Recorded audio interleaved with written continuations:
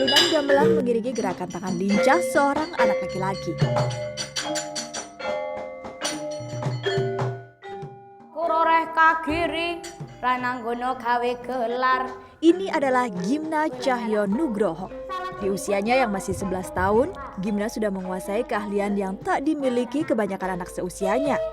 Siswa kelas 6 sekolah dasar ini mahir mendalang.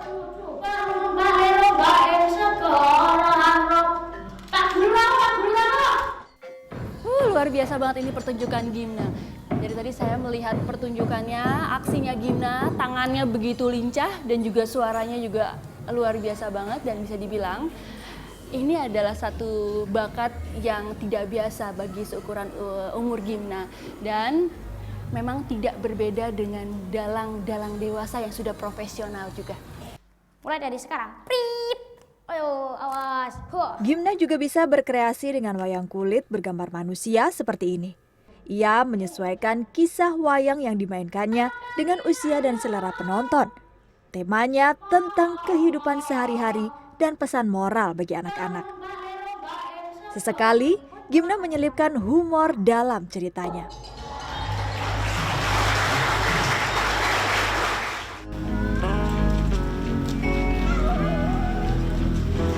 Tidak terlahir di keluarga dalang, Gimna tumbuh sebagai anak yang menyukai wayang. Kenapa kok pilihnya wayang? Kan banyak permainan-permainan hiburan yang lain. Kalau aku di rumah biasanya mainnya kalau satu cerita itu nggak harus pakem itu loh. Jadinya bisa buat lakon sendiri. Nanti mikir alurnya habis ini mau apa, habis ini mau apa gitu. Oh, jadi tergantung Gimna maunya seperti apa ya? Iya. Sejak kecil, Gimna suka memainkan wayang dan mendengar suara gamelan Jawa. Ayahnya kemudian memasukkan Gimna ke sebuah sanggar.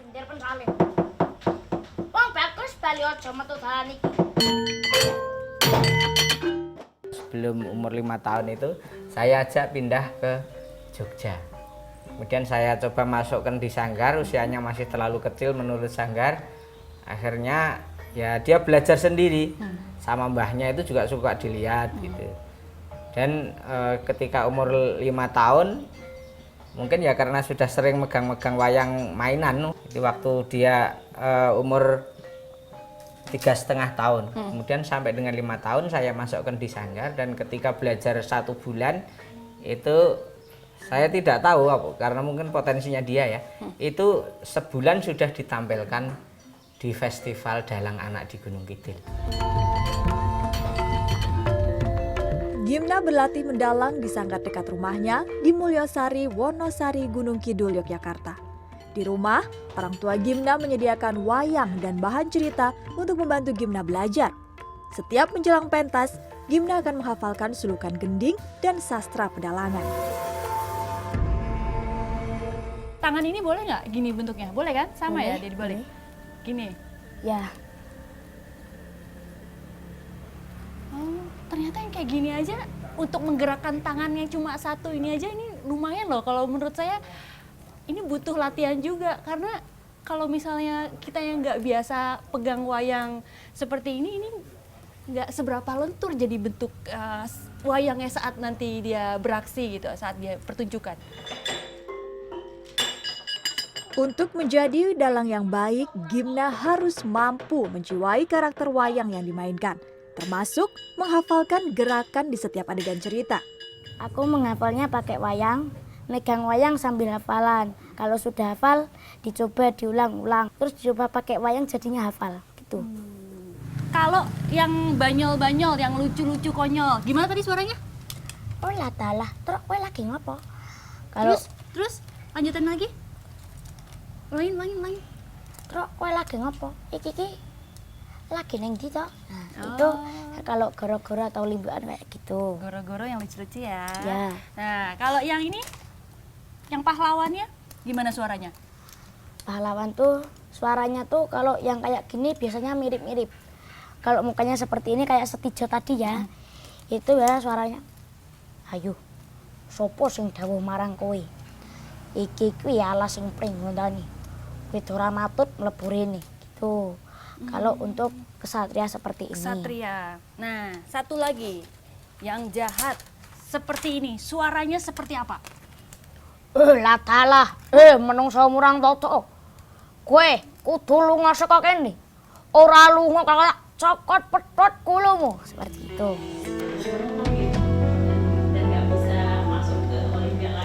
Kemahirannya memainkan wayang membuat Gimna kerap diundang untuk mendalang di banyak tempat. Nama Gimna dikenal dan menjadi kebanggaan Wonosari Gunung Kidul. Kebanggaan bertambah saat Gimna diundang ke Amerika Serikat Juli hingga Agustus lalu. Gimna Cahyo Nugroho. Gimna is right over there. To stand up, give him a big hand. The story today is the story of Cat Kocho. He's a hero in Amarta Kingdom. Enjoy your performance. Thank you. Bungilahi. Bungilahi ngawik nomasku purnomo sibuk. Gimna menjadi dalang cilik pertama yang tampil di depan para tamu kedutaan besar Republik Indonesia di Washington DC dan Konsulat Jenderal Republik Indonesia di New York. Untuk memahami kalimat yang diucapkan Gimna saat mendalang, para tamu diberi terjemahan jalan cerita yang dimainkan.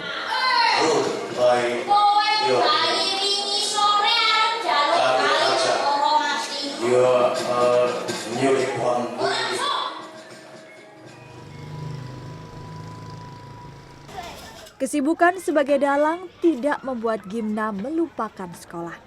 Gimna tercatat sebagai salah satu siswa berprestasi di SD Muhammadiyah Al-Muhajirin Gunung Kidul, tempatnya menuntut ilmu. Di warna merah, orang yang suka membantu. Berbagai prestasi di bidang lain juga pernah diraih Gimna, antara lain di lomba pidato dan bercerita. Gimna berharap semakin banyak anak-anak Indonesia yang mau melestarikan kesenian tradisional dan menjadi dalang.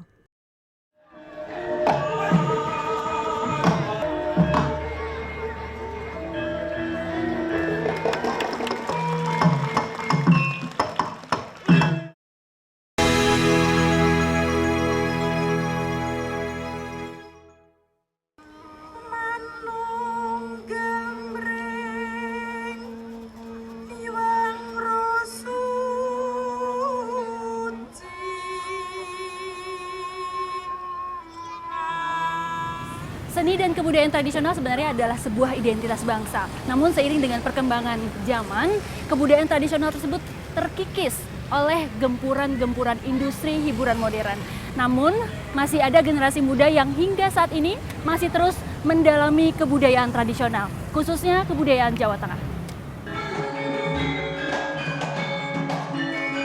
Albertus Yostian Kusuma Raharjo menyukai seni tari, khususnya tari Jawa, sejak kecil. Ngomong-ngomong, kamu latihan nari dari umur berapa? Dari TK, Oh, TK besar, sekarang kelas? kelas 3 SMP. Dari TK besar sampai 3 SMP artinya ada sekitar 9 Iya. tahunan. Wow, kenapa kok milihnya suka tari tradisional? Ini kan masih banyak gitu loh tarian-tarian yang anak muda, lebih modern gitu. Kenapa? Untuk melestarikan tari tradisional, karena sudah jarang ada anak mau sekarang yang mau tari tradisional. Tarian-tariannya berarti sudah ada banyak dong yang dikuasai?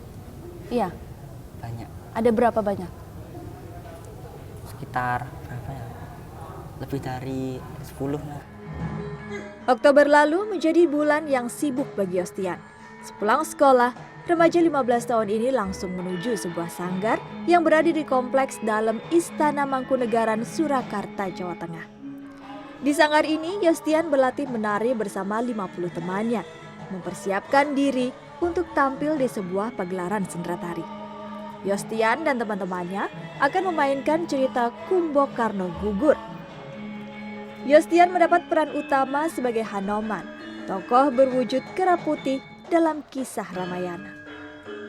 Sosok pemberani yang lincah ini adalah karakter yang unik, dan karenanya ada gerakan-gerakan khusus yang harus dikuasai pemerannya. Nah, kalau yang untuk pentas besok ini termasuk yang capek nggak ininya? Lumayan. Lumayan. Tadi padahal ada adegan ini loh, berantem Iya. sama Buto itu ya. Itu gimana sih latihannya? Latihannya perhatikan, terus perang-perang, terus kalau nggak hafal ya latihan lagi sampai hafal. Latihan lagi sampai hafal. Latihannya setiap hari kah atau gimana? Ya setiap hari. Gerakan tubuh karakter ini, terutama tangan dan kaki, sangat khas. Walau demikian, setiap gerakan tetap harus selaras dengan irama gamelan. Sendera tari berlakon Kumbokarno Gugur ini didominasi pemeran yang masih anak-anak. Di Sanggar Surya Sumirat ada lebih dari 100 anak yang terdaftar sebagai siswa Sanggar. Penari-penari Sanggar ini kebanyakan sudah melanglang buana, berpentas hingga ke mancanegara. Teresia Sri Kurniati adalah salah satu pengajar tari di Sanggar ini. Pelatih yang akrab disapa Ibu Kur ini mengajar tari sejak 20 tahun yang lalu. Bu Kur rutin mengajarkan gerakan-gerakan tari kepada anak-anak, mulai dari tarian tradisional hingga kreasi. Mengajar anak-anak dengan kepribadian dan sifat yang berbeda-beda, Bu Kur dituntut selalu sabar dan telaten. Untuk satu kelompok itu satu tarian. Iya, Itu kan ada banyak orang. Tadi Ibu bilang ada sekitar 30 Iya, orang. iya. Itu satu-satu orangnya itu biar akhirnya serempak sama atau Iya. jadi kompak. Itu Iya. gimana? Sebelum kita itu dengan musik, biasanya kita melatih anak-anak itu dengan hitungan. Jadi kita harus menyamakan dengan hitungan dulu. Jadi seperti bagaimana supaya anak-anak itu bisa begini bersama, setelah begitu kesana bersama, itu harus disamakan dulu. Prosesnya seperti itu. Setelah itu kita mencoba pakai kaset hanya sedikit saja. Ini sampai ini stop. Nanti di belakangnya begitu dulu, tidak pakai musik. Kita harus sabar ya, karena kita harus mengompakkan gerakan dengan anak-anak itu memang agak sulit. Jadi kita harus tahu bahwa bagaimana anak-anak bisa menerima, bisa menyamakan, dan bisa mengalir seperti apa yang kita inginkan. Karena memang tari Jawa itu punya konsep bahwa hidup itu harus mengalir seperti air. Meskipun penerimaannya dari tiap anak itu kan beda saat Beda, belajar. ya, memang. Itu gimana Bu? Ya, itu. Sabarnya seperti apa? Terus apakah ada Ya, kendala-kendalanya? kalau kendalanya memang banyak karena orang itu punya karakter sendiri-sendiri ya. Jadi kita menghitung 1 sampai 8 itu lain-lain. Tapi kita harus bisa menyamakan dengan gending. Karena gending itu juga ada ini gong, tu, 2, itu harus begitu iramanya. Jadi tidak tu 2 3 4, mak 6 7 8, nah itu. Jadi kita harus supaya dengan gending bisa menyatu begitu.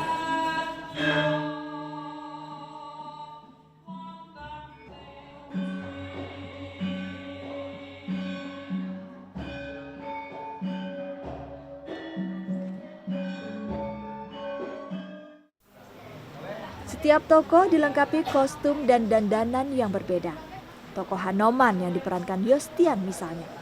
Untuk menjadi Hanoman, wajah Yostian ditutup dengan bedak warna putih, lalu ia memakai baju putih, sarung, dan ekor panjang.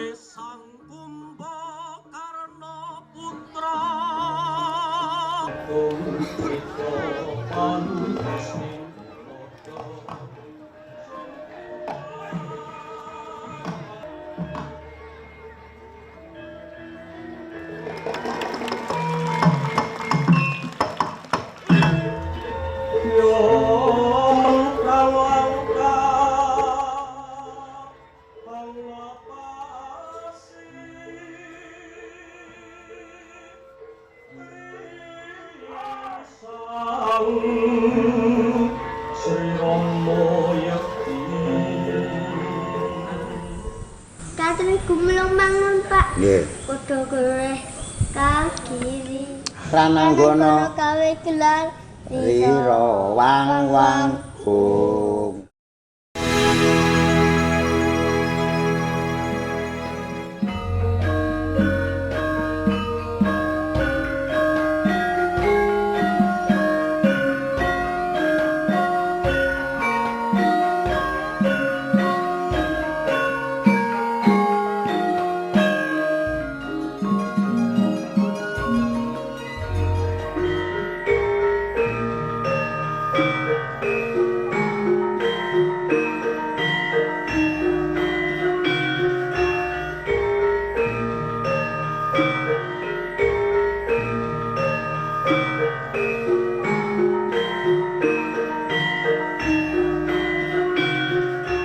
Berdiri sejak tahun 1755, Keraton Yogyakarta telah menjadi simbol pertahanan budaya Jawa. Bukan hanya kompleks istana seluas 14 hektar yang terjaga, namun juga penghuninya. Tradisi menjadi warisan tak ternilai di tempat ini. Beskap biru lengkap dengan kain lurik hitamnya dan jarit batik, juga belangkon di kepala adalah penanda. Merekalah para abdi dalam Keraton Yogyakarta. Tata krama atau unggah-ungguh selama di dalam keraton pun selalu mereka jaga. Salah satunya adalah tidak mengenakan alas kaki. Uniknya, posisi abdi dalam tak pernah berubah. Jika bertugas sebagai pengurus benda kesenian, maka seumur hidup akan di bagian benda seni. Begitupun mereka yang bertugas mengurus penjagaan. Sebagian dari mereka meneruskan kesetiaan orang tua. Suyatman Cermowicoro ini adalah salah satu contohnya. Si Mbah Buyut. Mbah Buyut dari ngomong wayah kaping 7. Lajeng bapak pekate tukang ngarit suket. Jabatan Suyatman kini sudah Bupati Anom, pangkat yang cukup tinggi. 40 tahun sudah ia mengabdi, namun jangan tanya soal uang pituas atau gaji. Dados wiwit ngandhap, mangke munggah pangkat ya munggah pangkat munggah. Paling ngandhap piyambak 8.000 sebulan. 8.000 sebulan? Nggih, 1 bulan. Nek kados kula nampun Rio Bupati Anom, paring dalem kawandoso gangsal ewu. Lajeng kula pun paringi kelenggan dados pengirit. Pun tambahi 7.000. Dados kula saben wulanipun nampinipun 50.000 sebulan saben tanggal 17. Itu cukup enggak Pak segitu Pak? Nggih sedaya menawa kagem lantaran. Dilalaipun paring dalem niku dilalai engko nang omah ana sik kongkon iki sedaya menika rejeki kangge lantaran. Ingkang kuwas ingkang ngedum ingkang kuwas gitu ya? Cukup-cukup aja ya? Pokoke pangestunipun. Para abdi dalam yakin kalau pengabdiannya pada keraton merupakan bagian dari ibadah. Berapapun gaji yang ia terima, Suyatman tetap mensyukurinya.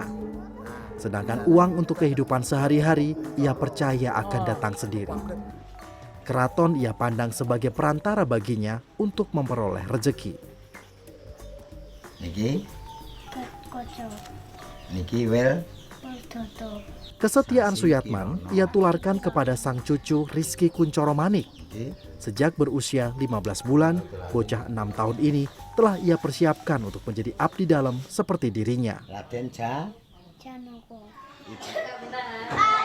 Tentu, sekolah tetap yang utama, karena Suyatman tak ingin cucunya ini kehilangan masa kecil dan cita-citanya. Di sekolah, Rizky adalah anak yang ceria dan aktif. Pulang sekolah, Rizky mengikuti sang kakek ke Keraton Yogyakarta.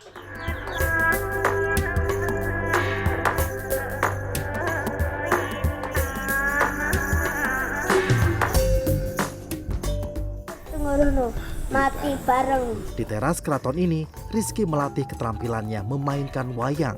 Sang kakeklah yang menjadi gurunya. Dimah mereka toh? Apa Kang Stejo? Katri. Katri kumulung mangamprak. Sik banter. Katri kumulung mangrempak. Katri kumulung mangamprak. Orang guyu. Baleni. Iya. Katri kumulung mangamprak. Nggih. Kodho goleh kagiri. Prananggono kawe gelar riro wang bung. Cerita Gatot Kaca dalam Mahabharata menjadi kesukaannya. Kelak, Rizky berharap mendapat nama Cermo Kuncoro. Cermo berarti wayang, nama yang sama tersemat pada sang kakek. Banyak hal yang Rizky pelajari dari kakeknya.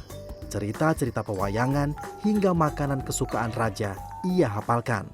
Sego penak waktu tuh, sambal goreng, tur petene wutuh, gudeg manggari wak pitik sandun kandel, iwak empang labon remul, rongkose iwak sama.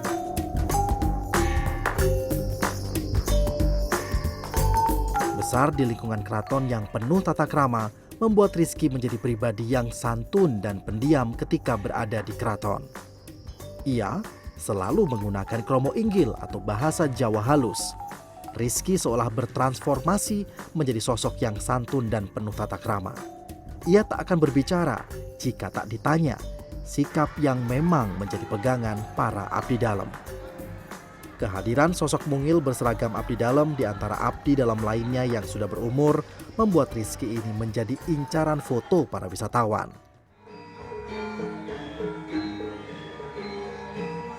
Setiap hari Minggu, Rizky tak pernah absen mengikuti latihan menari di keraton. Tarian Ramayana dan Mahabharata menjadi kesukaannya.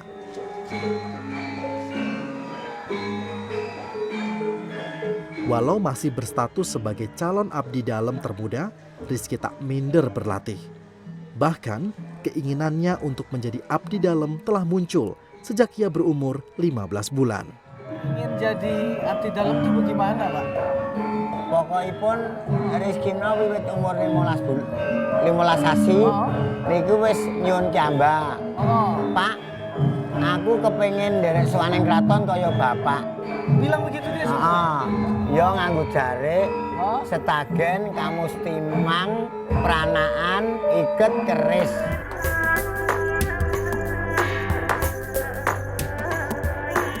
Lewat Rizky, para abdi dalam ini menitipkan sebuah harapan.